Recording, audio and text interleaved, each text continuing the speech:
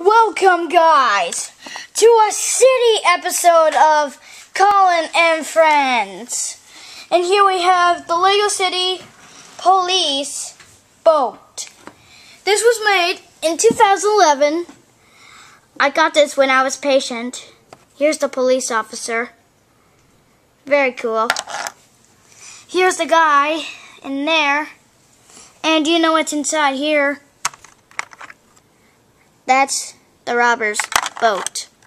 You know we already captured him, which I want to show you later.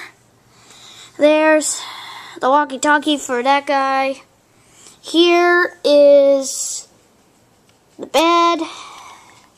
Here are the ladders. And the ladder right there. And there's Kona and Mocha licking together. And once you open up this door, guess what? Who it is? You gotta think, this is a guess. That's right. It's a robber! Here's my thief who escaped from jail. He's supposed to be in jail. He was having a good time in there. Put him back in there before he escapes.